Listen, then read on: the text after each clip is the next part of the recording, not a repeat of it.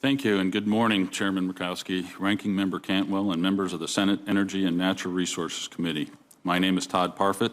I am the Director of the Wyoming Department of Environmental Quality.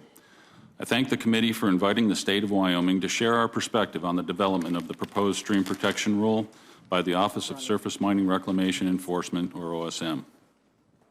In Wyoming, we manage our natural resources exceptionally well, providing for both environmental stewardship and energy production. As our governor, Matt Mead, has stated, it is a false question to ask, do we want energy production or environmental stewardship? In Wyoming, we must and do have both. In August 2010, Wyoming entered into a memorandum of understanding with OSM to become a cooperating state agency in the NEPA process on the draft environmental impact statement that OSM intended to prepare in support of the stream protection rule. OSM entered into similar MOUs with 9 other states. OSM provided Wyoming and other states the opportunity to review 3 draft chapters of the EIS, 2 in late 2010 and 1 in early 2011. Even though the review period was exceedingly short, Wyoming made efforts to review the documents and provide comments back to OSM. The initial review of those early chapters was the last involvement Wyoming was provided as a cooperating agency. The cooperating agency process provided OSM an opportunity to take advantage of the wealth of knowledge residing within the states to shape an appropriate and well-written draft EIS and draft rule. Unfortunately, OSM chose to disengage with the states, and this opportunity was not realized.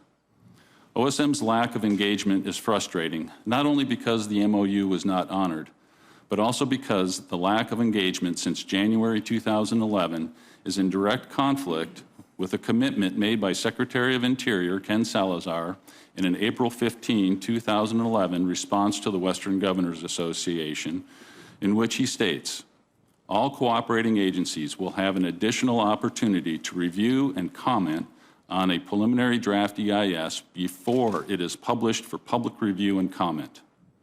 This never happened. The draft EIS and draft rule were published without the opportunity for review and comment we were promised. Given the failure of OSM to effectively engage with the states, 8 of the 10 cooperating states withdrew from their MOUs and abandoned the cooperating agency process earlier this year. While tempted, Wyoming did not withdraw from its cooperating agency status. Wyoming did send a letter to OSM on May 22nd, expressing serious disappointment with the process and concerns that the state's views were being ignored. I received a reply on October 19, 2015. The response letter extended an invitation to review draft responses to public comments received on the draft EIS and rules specific to our state and region.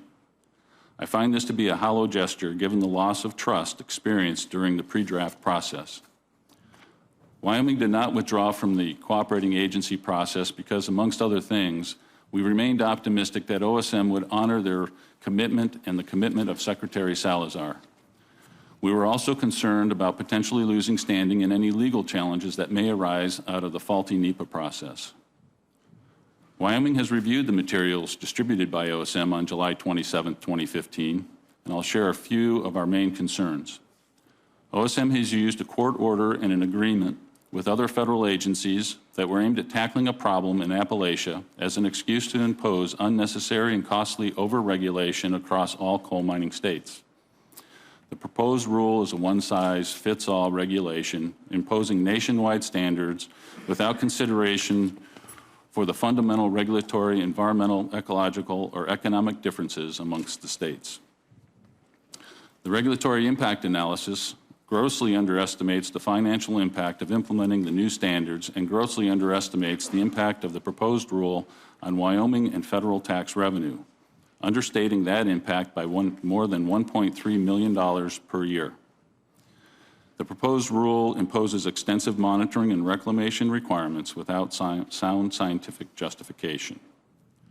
In summary, the failure of OSM to engage cooperating agency states throughout this process is reflected in the poor quality of the proposed rule and inaccuracies in the draft EIS and regulatory impact analysis. OSM should withdraw the rule and work in a meaningful way with the states to put forth a more appropriate proposal. I ask the committee for any help that it may provide in securing that outcome.